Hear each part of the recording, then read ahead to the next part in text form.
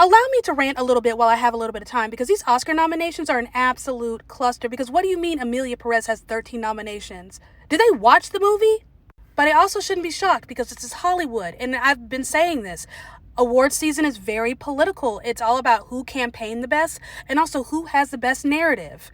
And I mean, you can't beat that narrative, unfortunately, in an industry that's 2 years behind, it seems, the rest of the world. I'm still mad about The Brutalist not being as good as it was hyped up to be. But it's just crazy to me because, again, Amelia Perez and The Brutalist have the most nominations. And yet, out of all 10 of these movies, they are the weakest films. I can name about 5 other films that should be in contention that are better than Amelia Perez. Like, last year was such a stellar year. Like, every movie in contention at the Oscars deserved to be there. Like, it was such a stacked, competitive year.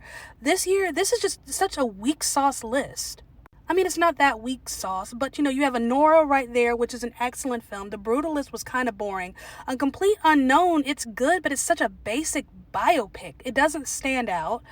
Other than, Timothée Chalamet doing all the singing, Conclave to me was absolute perfection until the ending. I felt like the ending was such a cop-out. But that aside, the movie's perfection. Dune Part 2 is the movie of the year. It's the best movie of the year. It's a total package film. I don't understand why they only got 5 nominations. How did they not nominate Denis Villeneuve for Best Director is an absolute travesty. Not even for Best Adapted Screenplay. Like, why? I don't understand.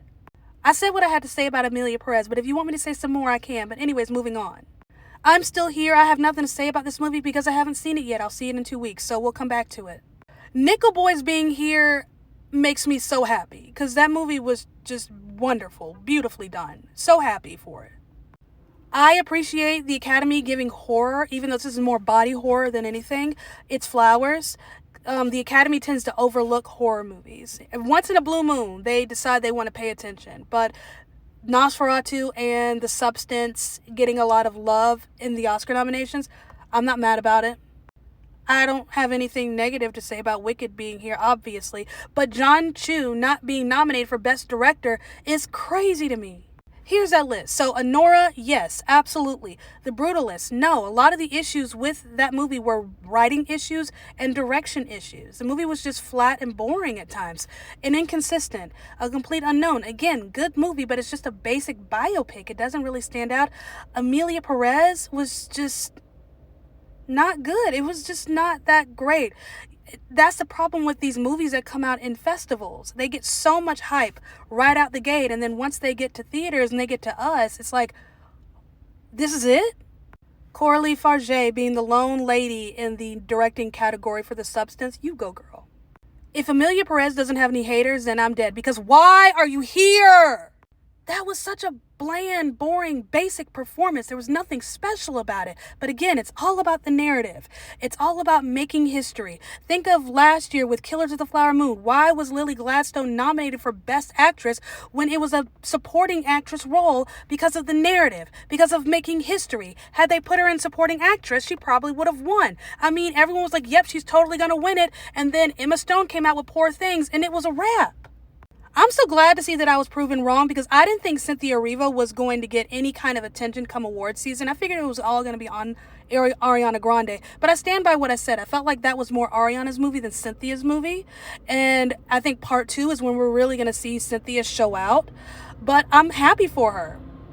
Mikey Madison is my pick. I feel like in terms of lead actress, she gave the best performance of the year, but it's probably going to go to Demi Moore. Why? Because she's a legacy.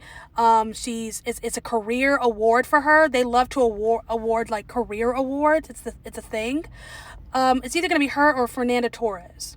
I'm not one to be like, oh, this movie was snubbed, this movie was shut out, because like either you get nominated or you don't. But like this whole thing is just bonkers because why isn't Challengers here? Like film editing, that's what stood out to me. That's what I still think about almost a year later with that movie was the editing. Just the tennis ball style editing. It was so cool. This is such a basic list. I'm sorry. Why is Wicked here? There was nothing spectacular about the editing aside from the visual effects. The same thing with Anora. It was just okay. The Brutalist. This is such a basic list. There was some fire editing this year, and none of it's here. I'll go through each nomination list at another time. But for right now, that's just how I'm feeling.